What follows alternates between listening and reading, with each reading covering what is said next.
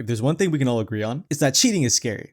No one wants to be cheated on. And we hear about it all the time. Like, I don't know about y'all, but cheating stories haunt my mind like the boogeyman. And I don't even got any hoes! Like, I can't go 10 swipes on my shorts feed without seeing some Reddit story about how, yet again, another relationship ends with cheating. Or some failed abortion in the comments, generalizing their experience to the entirety of the population. And the scariest part about cheating is that it seems like it happens out of nowhere. Like, one moment, you're coming home, it's been a long day, you just want to chill out, and then boom! 5 BBCs, she's liking it! She reached back and giggled as she slid it in, oh my goodness. Before I do get into this video, let me just quickly reiterate that a good portion of relationships are like a far cry to what's shown on TikTok and Instagram. Life in general really is like that, but I digress. Like, sure, I've met a few people who have been cheated on, like 1 or 2 maybe, but it's not like every relationship, and yet it feels like all relationships are 100% doomed to fail and end with BBC. And that thought is validated when the bulk of the content shoved down your throat for 10 years are videos like this. Please. She's caught. Please. You're caught. Oh. Hey, you're getting posted. People caught cheating? Part 5. Morning. What up? Good morning!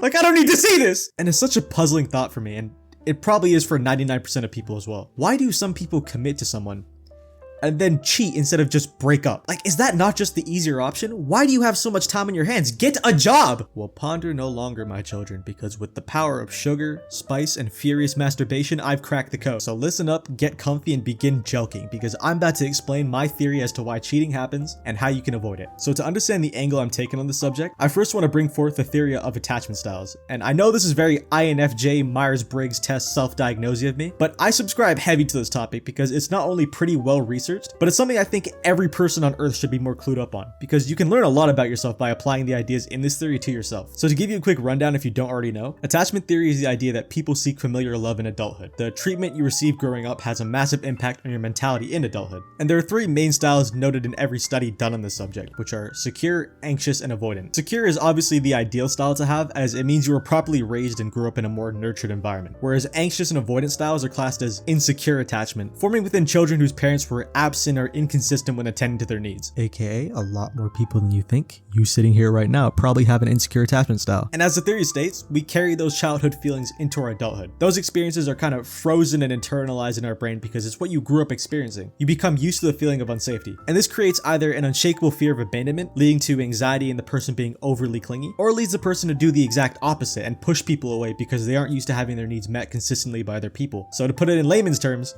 insecure attachment creates insecurity because that's what the person is used to. And the reason this is important when talking about cheating is because when a person with these insecure thought processes goes through the struggles and obstacles presented in a relationship, like arguments, clashing mindsets, and jealousy, their mentality leads them to overthink, self-sabotage, and likely cheat. And if you think otherwise, you're wrong. No one by nature pushes people away or fears them leaving 24/7. That is a nurtured trait. And as an example of this fact, let me go and play you this video. Because I feel like I'm gonna be abandoned right now, and like you're just like everyone else, you're trying to fucking leave me, and I just don't know what Leave you. You made a decision you're and you got leaving caught. me. Decision to do what? Like, You linked somebody and you got caught. it wasn't even that You went behind my serious. back It and you went wasn't to that somebody's place. serious. Here, Stop. Stop. This is one of the many examples of those cheater gets caught videos we've all seen at some point in our life. You might have even seen this one, it's like a few months old. And for a little context on this video specifically, like, I didn't know this the first time I watched it. This isn't even just some random dude. Like, this is a TikTok and Instagram Reels creator for the account Overtime. Like, he's got a few 100,000 followers. He's got some shit going for him. Like, at the very least, by fucking red pill alpha male course seller, high value man, top 20% of men stealing all the women standards, this dude shouldn't be getting cheated on. Yet he just did. So what do y'all think happened in this scenario? Because it's definitely not a material issue that caused this to happen. Well, how I see it and how I want y'all to understand it is that even though having things to offer is important, if one person or the both of you can't handle problems in a healthy way, it breeds resentment because the feeling doesn't get properly processed and squashed, which is especially true for the people with insecure attachment because, again, problems is what they're used to, so it's their default way of thinking. Like, listen to her babble after getting caught. Because I feel like I'm gonna be abandoned right now, and like you're just like everyone else, you're trying to fucking leave me. Can you please come back to me? Please? Get off of me. Please come Don't touch me. back. Like, stop. Just please. You only did it because you didn't answer your fucking phone. Like, you never answer your phone, and you're never there for me. You know what I'm You're doing. I'm never always there at the for gym. me. I'm What always at gym? the gym. What gym are you at? You know what Like, gym what I'm at. gym opens that? Like, you're a fucking liar. Asking me that. The graphic design, like, where are you going? You're not leaving.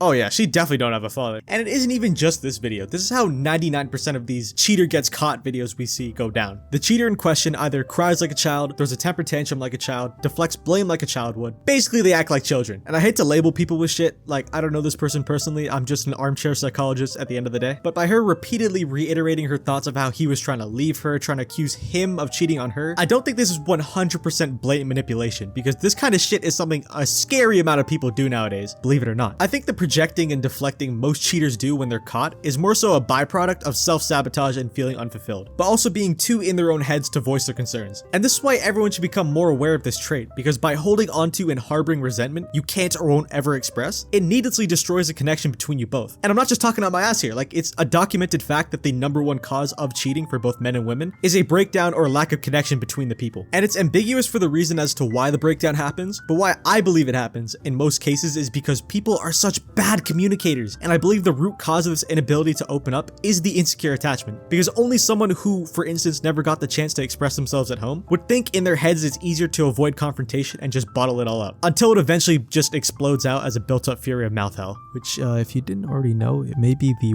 worst way of conveying your thoughts, just FYI. Like, once you hear the line, I just think it's funny how, oh yeah, you're done.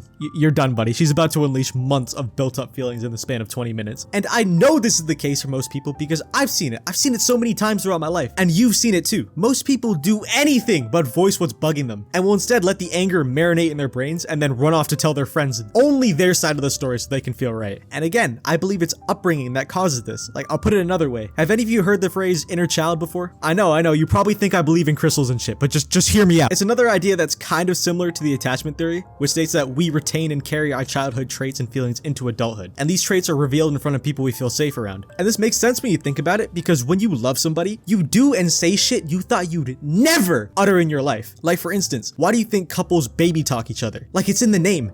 Baby talk. You act like children together. And because the people you feel safe around, aka your partner, bring out your quote inner child, the way you think and act around this person is somewhat influenced by that inner child. And if that inner child was dropped on his head, aka a lot of you, that dented and underdeveloped child brain will sabotage the connection between the two of you, causing one or both of you to look elsewhere and leading to cheating. And that, in my eyes, explains why a majority of people cheat. It's a deep-rooted issue that needs to be addressed by the person in question, otherwise it leads to toxicity, a breakdown in connection, and someone getting hurt. However, there's also just a simple fact that the cheater in question just isn't a good person, which is the scary part about loving someone for a long time. It's a commitment, not a feeling or a need. Some people will simply just see better and jump at it because they want it, but will still keep you around because of validation. Like, just look at this clip. Yeah,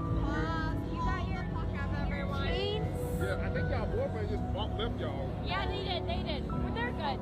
Oh, we don't care about them. Like, some of you are just beyond happiness. You don't deserve it! Okay, so now that I've explained the reasoning, let's get into what you've all came for. How can you, a certified boy lover, avoid getting cheated on, and how we can potentially eliminate cheating from the world? Well, first and foremost, it starts with introspection. If you're not a rich white kid with 2 loving parents who took you on bi-monthly vacations, you probably don't know what a good relationship is or how to handle and maintain one. Because the average household is under massive stress, especially with the state of the world right now. You most likely haven't been shown what a real connection truly is. You may have daddy issues, mommy issues, anxiety, an inferiority complex, or worst of all, are attracted to feet. Whatever the case may be, you need to become, at the very least, more aware of these things before putting yourself through dating. Because if you aren't, you're gonna make mistakes, get hurt, and then turn into one of those fuck love ass kids. And we all know how gay those people are. I loved her!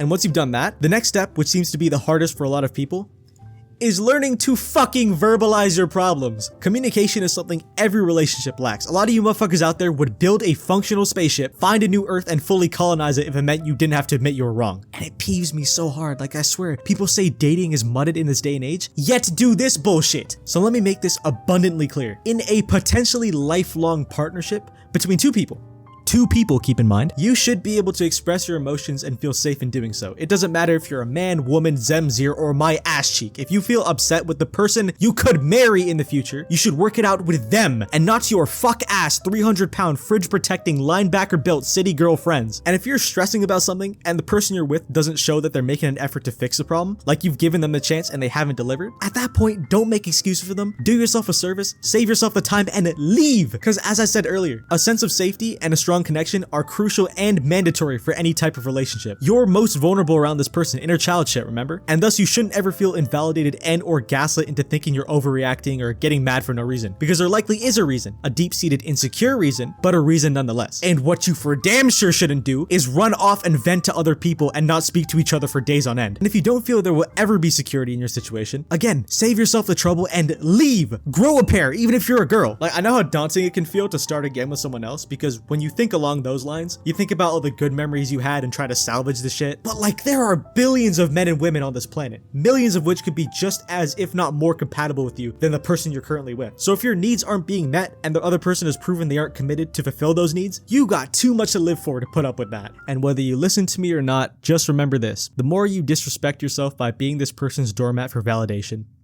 the more bodies are racking up behind your back.